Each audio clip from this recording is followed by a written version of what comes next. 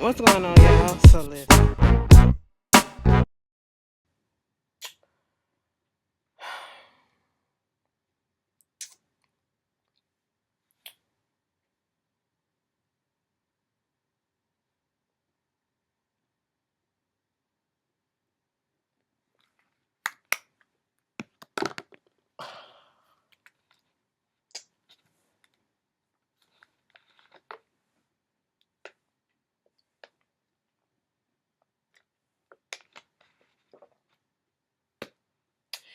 I had to apply some gloss, and I had to wet my throat because I just don't want to go in right off the bat because I could go in on how a bitch came through and fucked up my man's life. You know what?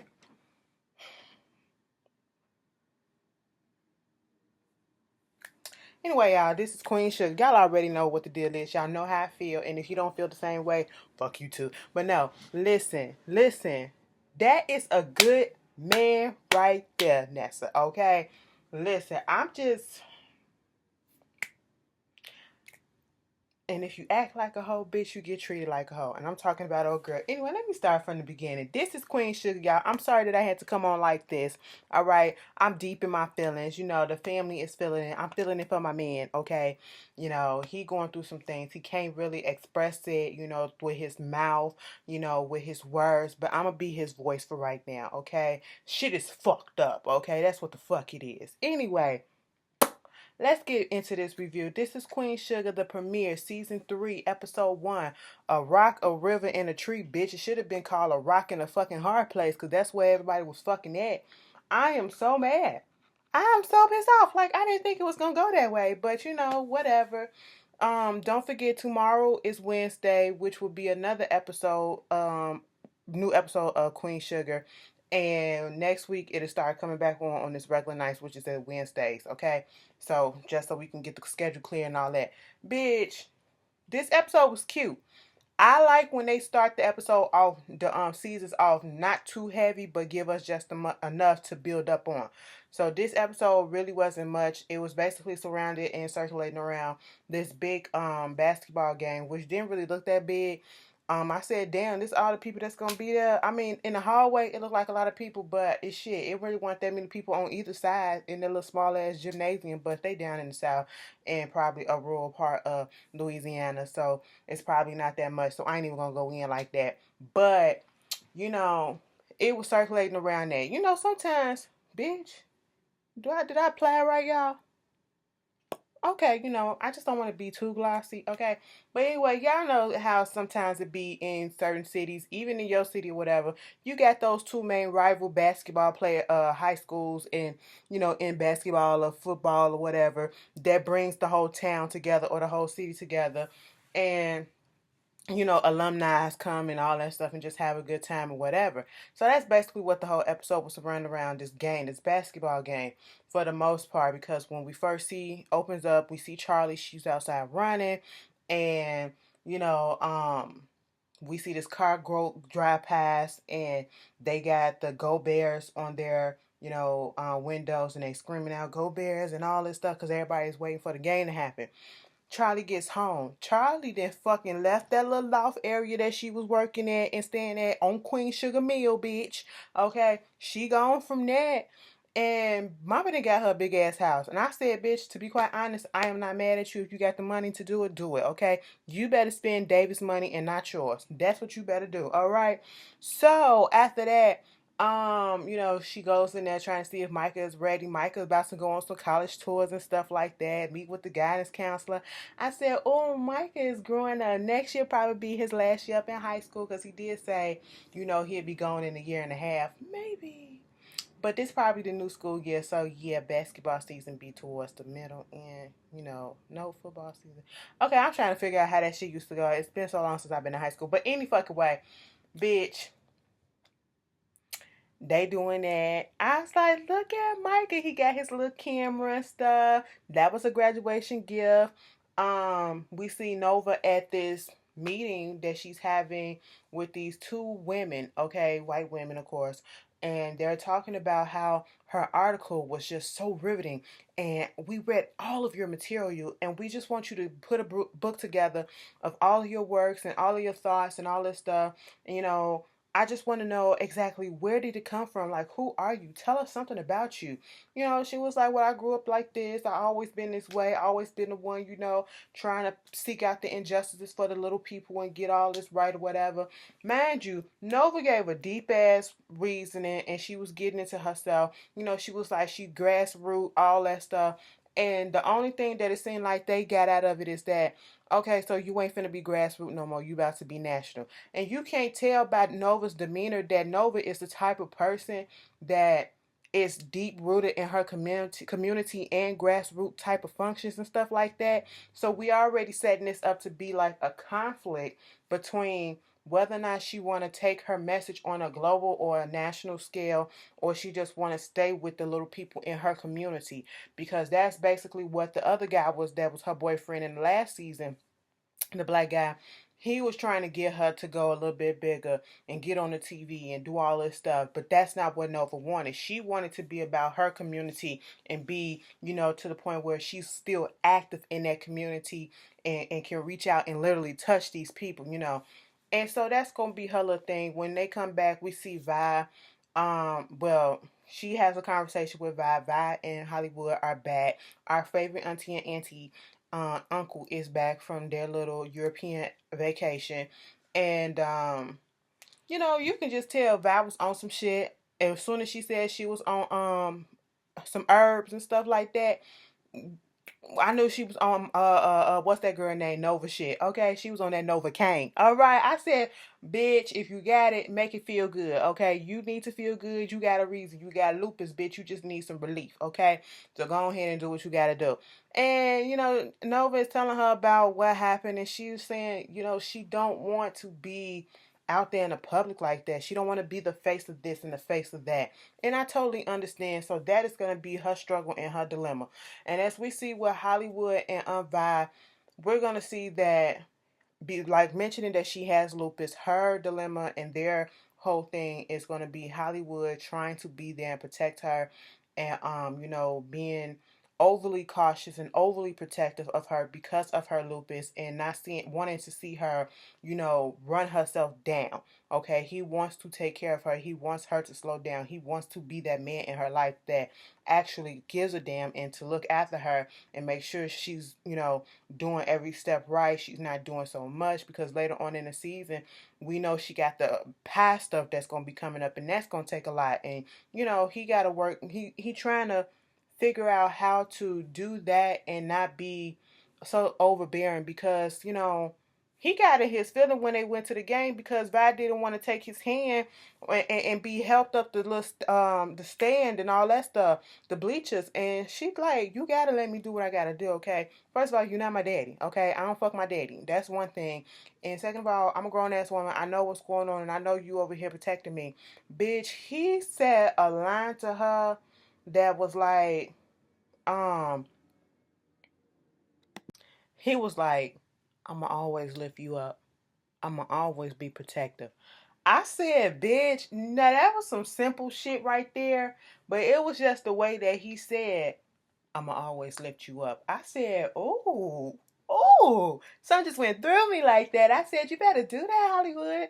Okay, he said, bitch, I'm gonna be there for my baby. And I said, that's what you better do, okay? You have to be there for your loved one and make sure that they know, but there's a line, okay? You give her some breathing room. She know that you there, and she know that you the real deal, Hollywood boo boo. So, let her, you gotta give her a little bit of wiggle room. I just love their relationship. I don't need nothing else to come through and try to fuck that up. Because if it do, I'm gonna be devastated. Y'all remember in one season, they thought that Hollywood got killed up in that goddamn explosion on the rig. Then the whole ex-wife and the schizophrenia and bipolarism shit. Child, they was just trying to take us out, okay? They was trying to take that couple out, and I really was not here for it. Moving on from that, Charlie Bordelon, okay? Charlie is over there meeting with the Bulldogs, okay? And Sam and the Budo John is his name, Jacob Budo, and Stan Landry. Now she about to sign the deal for them to do the whole thing, taking Queen Sugar. She staying on as the face and doing all this other stuff and getting 1% of their business and all this shit. Cause this is all part of her plan. And right when she was about to sign, Sam gonna tell Jacob, bitch, you can go. Okay, I need to talk to Miss Landry, Miss Bordelon by herself. I was like, oh, oh. So he called himself saying this little speech. I don't even remember what he said, but it was probably like an intimidation tactic. And gonna say at one point, it's a shame that you had to go through all of this just to lose all those people to realize the real power that we have and all this stuff. Okay, now you can see it. Now you can be a part of it, and your father be proud. I hate when they try to get you when they say, "Oh, your parent will be proud." That is a stab. Okay, that is a jab. If you did not realize that, and so at this point, Charlie thinking that she got everything all to the good. Later on back at the house, everybody comes over this game night, and this is the first time I guess everybody is seeing Vi in Hollywood about to show the pictures of them being on a vacation and stuff. And when they get over there, they're talking by, and everybody is having a good time. Everybody is having a good time. Blue is glad to see him. Hollywood showing a picture of where they want to get married at, and we look at my boo boo Ralph, and he just sitting there like. I said, oh no, baby, I know. Because at this moment in time, him and Darla should have been married by now. They would have been happy in their home had she not dropped this fucked up ass bomb on our family. We would have been all to the great, you know what I'm saying? And he just got up, and so he won't spoil the mood for everybody. He got up and he went into the kitchen, and then Charlie came up in there, and they didn't say nothing to each other at one point. And I was like, are y'all still mad at each other? What is going on? What is the tension? And then all of a sudden the ice broke. He was like, did you go out there and sign that contract? Yeah, I signed it today. Got me that 1%. That 1% got me up in there. I'm finna go through all his financials, go through all his house. I'm finna run and rip that shit and tear it down to the ground. I said, oh, the way that Charlie said that, I said, girl, I'm scared of you. Just a little bit, but not always. And Ralph was like, that's good. That's the plan I can get behind. I said, you sure about that?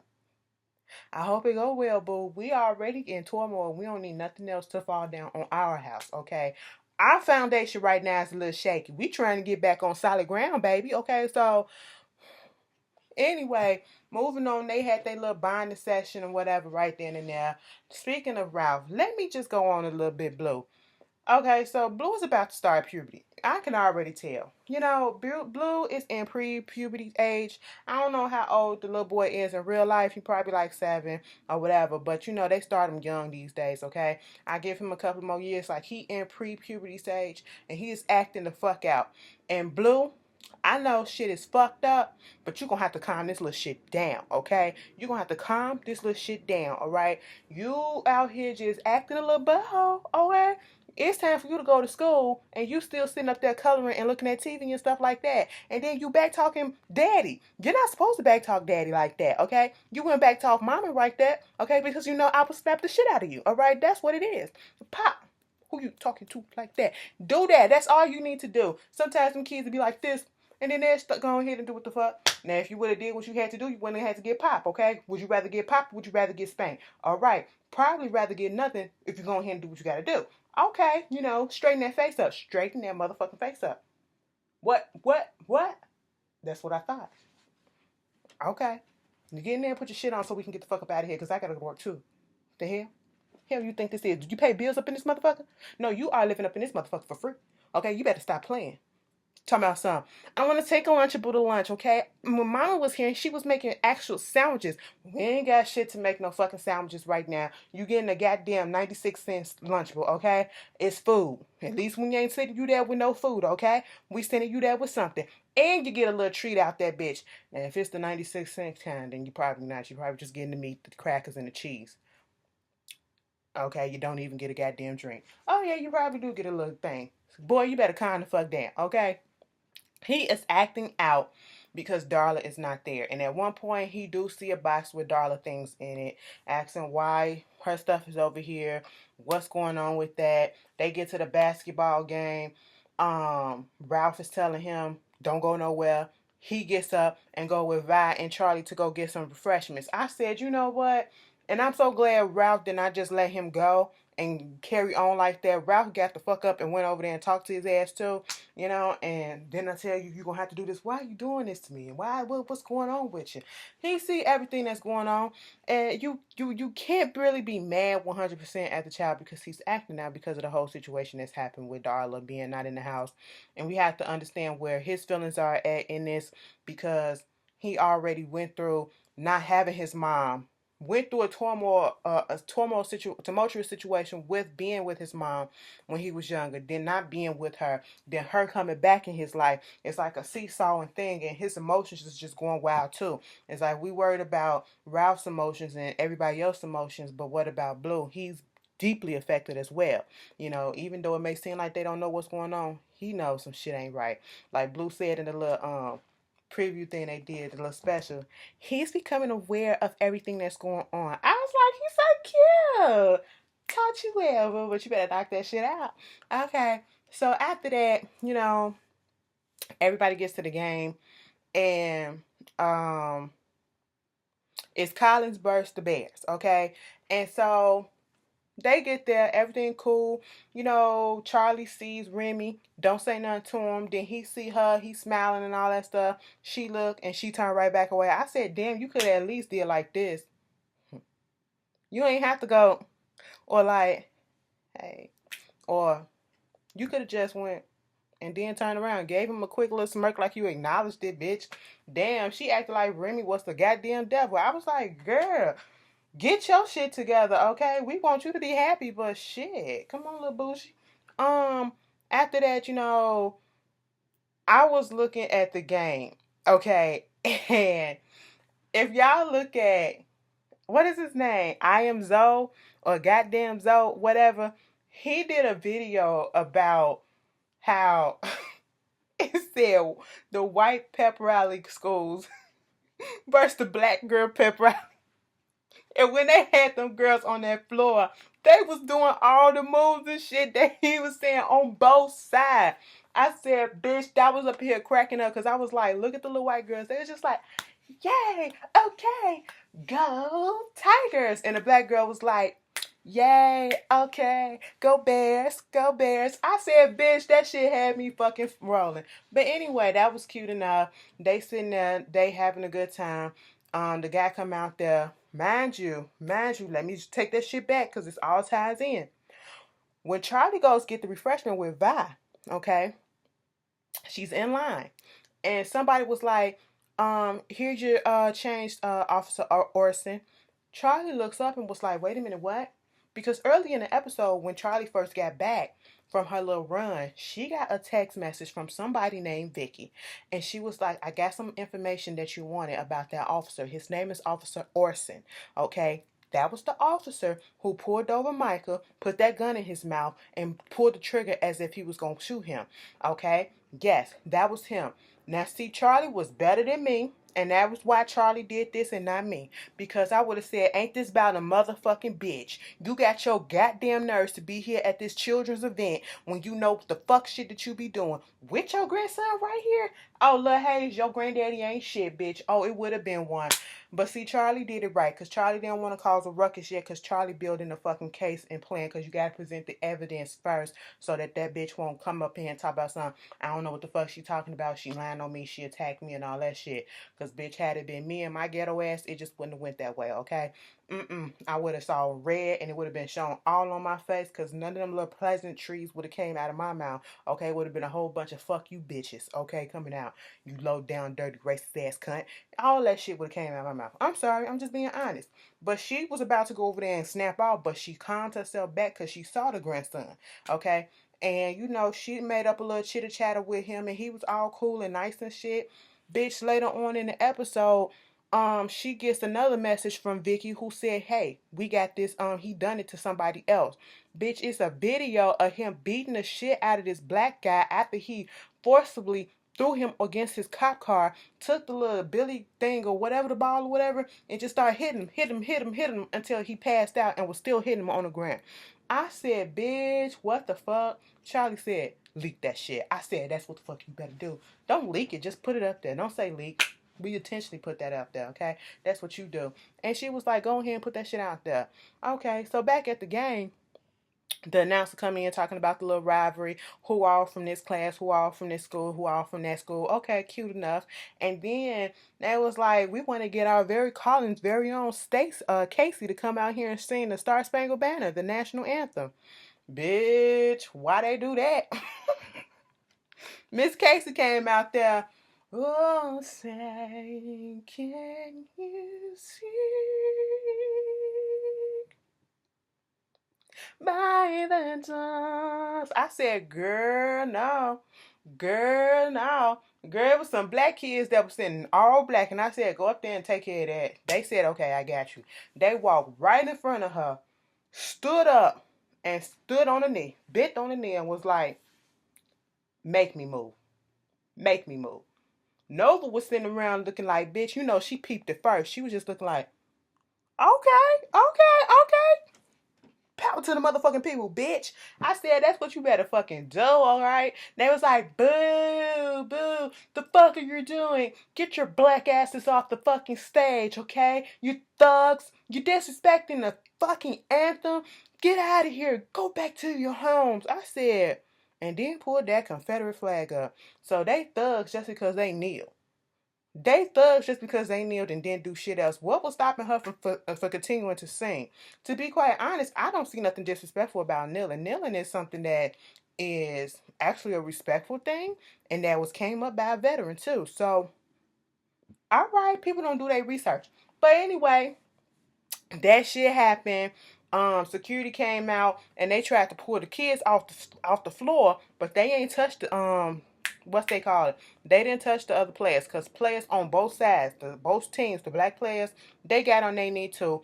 Mind you, I'm Nova. I never stood up. When I was in school, because I was Jehovah's Witness growing up, we didn't ever say the Pledge of Allegiance, but I stayed seated all the time.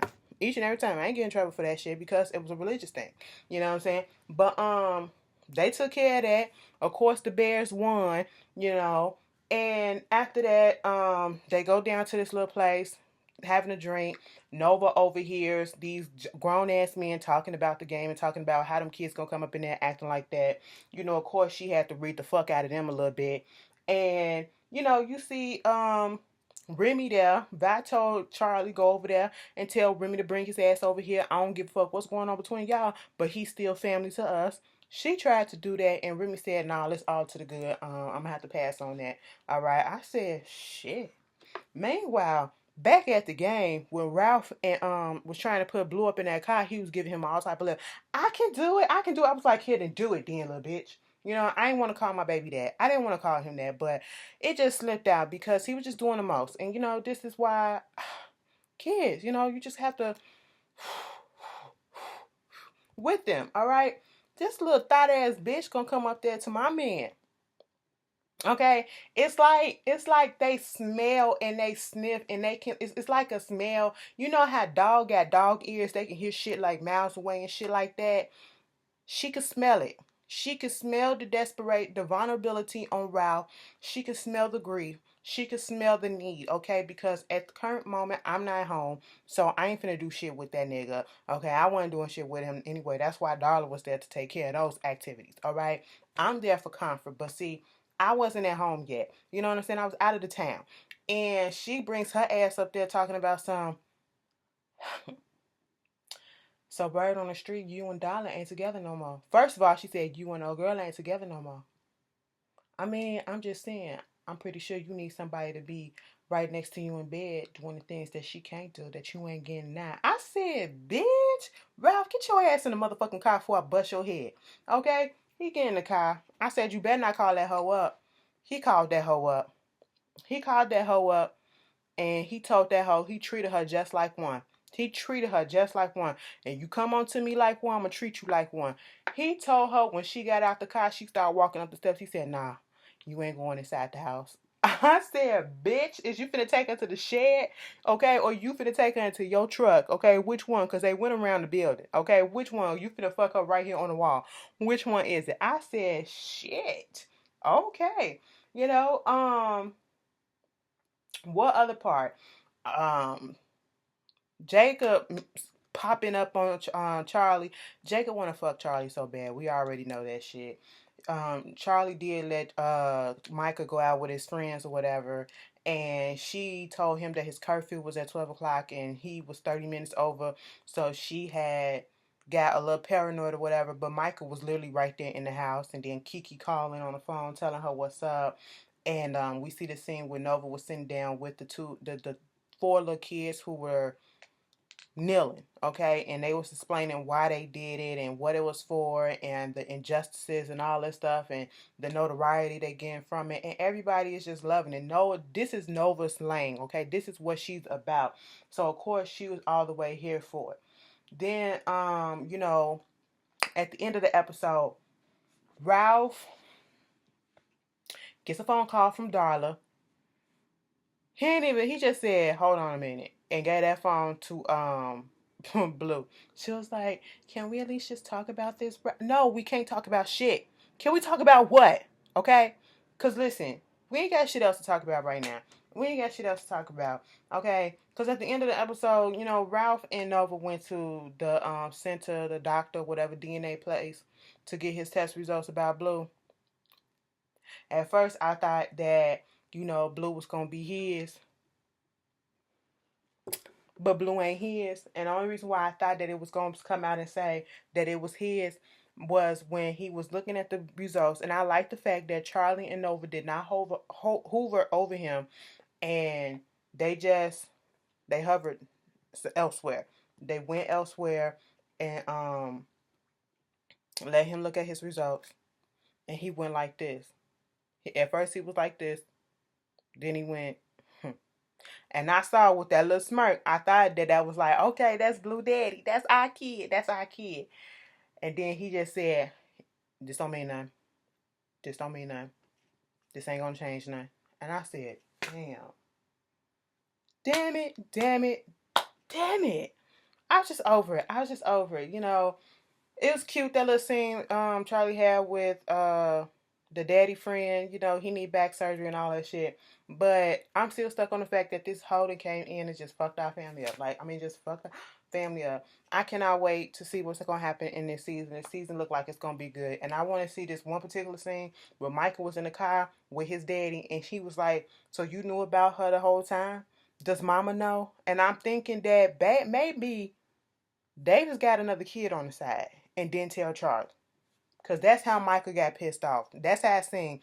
I don't know. Y'all interpret that for me because that's what I interpreted. But y'all tell me how y'all felt about this opening. And I will see you guys tomorrow night for part 2. See you later. Peace. Keep your head up, babe. It's going to be all right, Ralphie.